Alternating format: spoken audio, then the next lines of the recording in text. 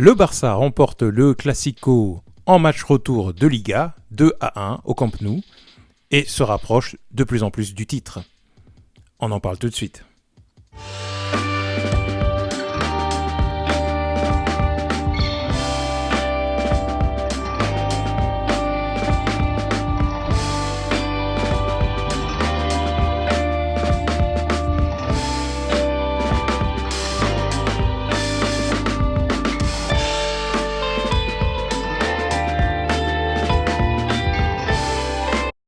Bonjour à tous, bienvenue sur Barça Today. Aujourd'hui, nous allons faire le débrief de FC Barcelone, Real Madrid. Donc, quatrième Classico, il me semble, de cette saison. Donc, match retour de la Liga au Camp Nou. Le Barça, comme vous le savez, avait pas spécialement d'obligation de gagner ce match, puisque le Barça avait 9 points d'avance sur le Real Madrid. En revanche,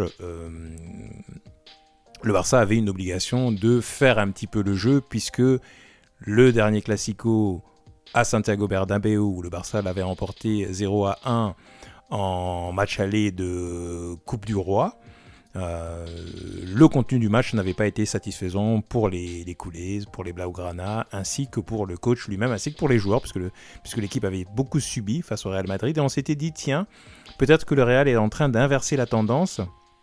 Peut-être que le Real est en train réellement d'appliquer en Liga ce que cette équipe applique maintenant en Ligue des Champions depuis quelques temps, et que le retour du Barça en veine, voire même en maîtrise dans les Classicos n'était que temporaire. Et en réalité, ce match-ci a démontré le contraire, a démontré que le Barça est réellement dans une tendance de domination sur le Real Madrid, puisque sur les 6 derniers Classicos, il me semble, le Barça en a remporté 5, quoi. Donc ça commence à faire beaucoup, hein. On peut clairement commencer à parler de tendance, voire même de tendance de fond. Donc voilà. Donc, victoire de l'équipe Blaugrana, victoire méritée. Victoire assez claire, comme on le verra un petit peu plus tard dans les stats. Le Real a, comme je l'imaginais, essayé de prendre le jeu à son compte, a essayé de pousser, parce que le Real avait réellement un vrai enjeu, pour le coup, ne pas se laisser distancer, ne pas laisser filer la Liga. Et donc c'était tout à fait normal d'avoir un Real un petit peu offensif, voire très offensif. En fin de match, le Real était carrément ultra offensif avec tous les attaquants. Mais le Barça a fait ce qu'il n'avait pas fait lors du match précédent, à savoir maîtriser le jeu au milieu de terrain, perdre assez peu de ballons et être un peu plus précis dans la zone, dans la surface adverse. Donc voilà, donc victoire pour moi méritée.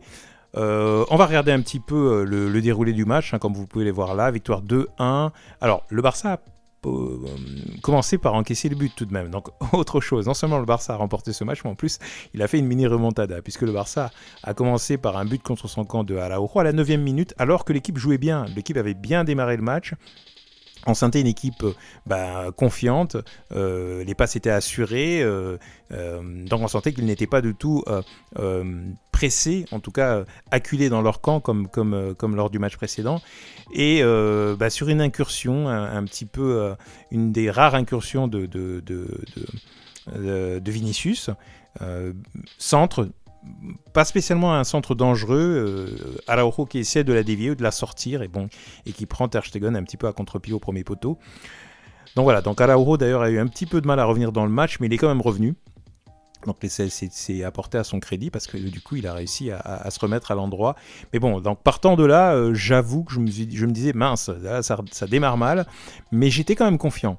À ce moment-là, je ne me suis pas dit à aucun moment que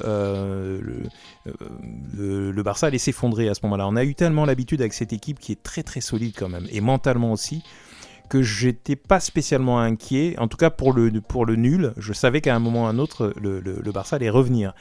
Et le Barça est revenu à la 45e, grâce au meilleur joueur de tous les temps, du Barça depuis la création de ce club, Sergi Roberto, comme tout le monde le sait, qui malheureusement est souvent blessé, sinon il serait réellement le meilleur joueur de l'histoire de ce club. Ironie mise à part, Sergio Roberto rentre quand même des très très grands services et comme je dis toujours, il ne faut jamais critiquer un joueur, en tout cas il ne faut pas le critiquer de façon ostentatoire, de façon outrancière, un joueur qui est dans votre propre équipe. Voilà, Sergio Roberto, dans les grands matchs finalement, et surtout contre le Real Madrid, fait toujours de bonnes performances. Donc il faut rendre à César ce qui est à César. Sergio Roberto ramène le Barça à égalité à la 45e, donc timing parfait, juste avant la mi-temps. Et ensuite, Franck Kessié, donc voilà, Franck, le président, El Presidente, Franck Kessié, à la 92e, vient apporter la victoire au Barça. Donc match qui a quand même été, je pense, dominé. En face, il y a eu peut-être quelques incursions de Vinicius, encore une fois, qui a été le seul à être un peu dangereux, avec le but d'Asensio aussi qui a été annulé pour un hors-jeu clair de la VAR. Il y a des gens qui pensent que la VAR, quand elle fonctionne dans leur sens, c'est positif, mais quand elle fonctionne contre eux, c'est négatif. Je ne comprends pas. C'est une machine. Donc voilà. Donc, ce qui est intéressant, c'est de voir que finalement, cette tendance continue. Au bout d'un moment, il faut bien comprendre qu'on a pris la mesure sur ce Real-là, en tous les cas. Et c'est tout à fait normal, d'ailleurs. Parce que Xavi et Ancelotti se sont affrontés tellement de fois maintenant que c'est tout à fait normal soit s'ils se neutralisent, c'est-à-dire qu'ils se connaissent très bien. Et c'est normal que le Barça arrive à battre le Real et ait des difficultés à battre le Bayern ou à battre Liverpool. Parce que les deux équipes se connaissent super bien maintenant. Les joueurs se connaissent très bien. Les points forts, les points faibles. Ce n'est pas la même chose quand vous rencontrez quelqu'un 5 fois dans une saison que quand vous rencontrez quelqu'un une fois tous les 4 ans. C'est très différent. Donc là, ils se connaissent très bien. Donc l'ascendant psychologique et aussi tactique sur le terrain commence à se voir gros comme une maison. Pour démontrer réellement que ce match a été une vraie domination, regardons les stats générales donc des deux équipes. 54,2% de possession du Barça contre 45% du Real.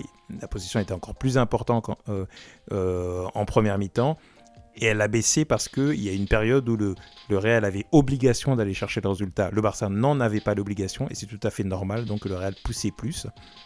Sans ça, je pense que l'écart a été encore plus important. Nombre de tirs, regardez, 17 tirs contre 11. 17 pour le Barça contre 11 pour le Real. Rendez-vous compte, quasiment le double. Tirs cadrés, 7 pour le Barça contre 3 pour le Real. Donc le double. Nombre de passes, forcément, l'écart est un peu moins important, mais bon, toujours beaucoup plus pour le Barça. Nombre de cartons, 4 pour le Barça, 3 pour le Real. On va pas parler de l'arbitrage, mais bon. Donc agressivité quasiment identique. Beaucoup d'intensité de la part des Barcelonais. Le pressing haut, etc. Les fautes qui vont bien. Fautes tactiques, même si certains n'aiment pas ça. Mais voilà, Busquets, Sergio Roberto font des fautes tactiques pour éviter que le Real puisse s'adonner à son exercice favori, à savoir le contre. Voilà. Donc pas de carton rouge pour ce match. 4 hors-jeu pour le Real contre aucun pour le Barça, dont le fameux infamous hors-jeu d'Asensio. Et donc des corners, 8 pour le Barça, 1 pour le Real, et nombre de coups francs identiques. Donc vous voyez, avec ces stats-là, vous voyez que quel que soit le narratif qu'on pourra vous dire, il y a eu une vraie domination. Le Barça est un clair vainqueur, il mérite parce qu'il s'est porté en plus vers l'avant alors que le Barça n'avait pas besoin d'aller chercher le résultat. Un nul était suffisant. Un 0-0, il y avait 9 points d'écart et une équipe spéculative joue le 0-0 ou en tout cas ne va pas à l'attaque pour aller remporter le match. Le Barça l'a fait, donc c'est tout à son honneur. Donc voilà, donc très bon match. Voyons la compo donc, que le Barça a alignée, qui était à peu près celle que j'imaginais, rien de spectaculaire.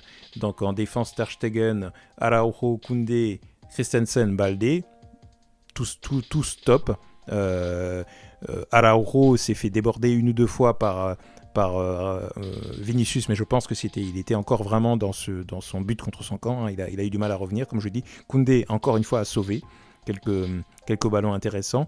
Au milieu de terrain, la surprise pour moi a été Sergio Roberto. Je pensais que Kessié serait arrivé en tête, dans la tête de Xavi pour le coup, en titulaire, mais non. Xavi l'a expliqué en conférence de presse, Sergio Roberto domine plus le style de jeu tactique du Barça. Il est plus longtemps dans le club et il avait besoin, je pense, de ce joueur qui a un volume de jeu important et qui comprend le système du troisième homme libre, etc., qui soit beaucoup plus dans la maîtrise du jeu du Barcelone. Je pense que Kessié va petit à petit passer à la titularité dans les gros matchs, mais pour le moment, il fait confiance à Sergio Roberto et il a eu raison, puisque et Kessié et Sergio Roberto ont marqué des buts dans ce match. Et puis donc accompagné de Sergio Busquets et Frenkie de Jong, qui a été aussi très bon. Et en attaque, Rafinha, qui est sur sa lancée. Très très bon Rafinha. À un moment donné, peut-être même que Dembélé va avoir peut-être un peu de mal à revenir, mais j'y crois pas trop. Je pense que Dembélé est quand même beaucoup plus... Je pense que c'est bien d'avoir les deux à ce niveau-là. Pour être clair, je ne veux pas spécialement les mettre en concurrence, ils le seront forcément, mais c'est bien d'avoir les deux à ce niveau-là. Et c'est pas bien que Dembélé se soit blessé, mais finalement c'est un mal pour un bien parce que ça aura permis peut-être à Rafinha de gagner en confiance et de monter en niveau.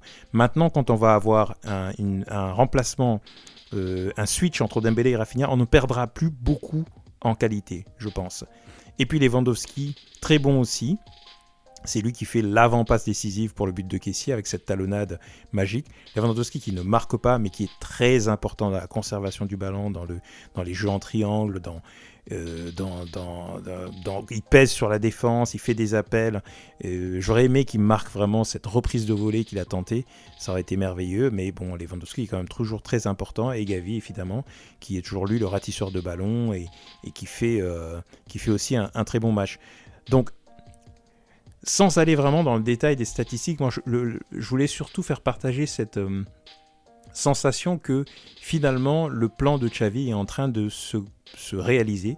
Il est en train de se mettre en place comme il l'a imaginé. Et malgré tous les obstacles que le Barça a, que ce soit financier, que ce soit juridique, que ce soit dans la presse, que ce soit les arbitrages compliqués, petit à petit on est en train de mettre des bâtons dans les roues du Barça, mais le club est en train petit à petit de sortir un projet avec son style de jeu et c'est en train de porter ses fruits. En Liga certes pour le moment, mais comme je vous l'ai toujours dit, il faut d'abord remporter la Liga, qui est une compétition qui récompense la régularité, donc qui est une compétition qui exige des efforts et qui permet petit à petit de construire son équipe.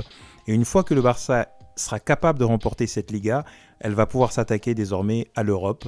Et ce n'est pas dans l'autre sens. Encore une fois, nous sommes une équipe différente de Madrid. Nous ne sommes pas une équipe de coupe.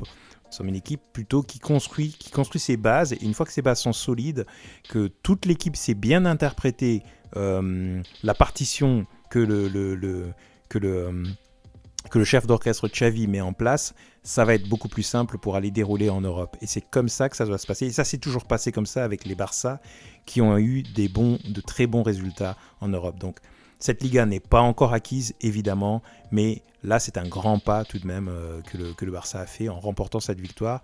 Et aussi pour le moral des joueurs, pour que petit à petit, cette équipe, cette génération-là ne soit pas marquée par des défaites, qu'elle apprenne à gagner, qu'elle s'habitue à gagner, à remporter des titres. C'est en remportant des titres qu'on a de plus en plus faim et qu'on a envie d'aller chercher d'autres titres, et surtout qu'on réintègre cette culture de la gagne.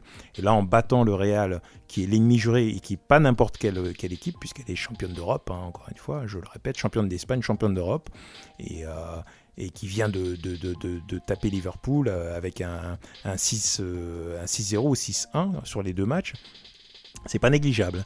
Donc voilà, bravo au Barça, bravo aux joueurs qui ont tous été à la hauteur. Ça fait du bien. Petit à petit, on commence à avoir moins peur quand on aborde ces grands matchs. Avant, on se disait, voilà, qu'est-ce qui va nous arriver ? On va forcément se faire dépouiller et finir avec une défaite. Là, petit à petit, la peur est passée dans le camp d'en face. Et le Real, maintenant, quand il va en Classico, se dit, voilà, comment on va faire pour ne pas perdre ce match ? Et ça, c'est le plus important. Victoire du Barça dans le Classico, retour de Liga, 2-1. N'hésitez pas à liker la vidéo, à vous abonner, et on se retrouve très bientôt sur Barça Today.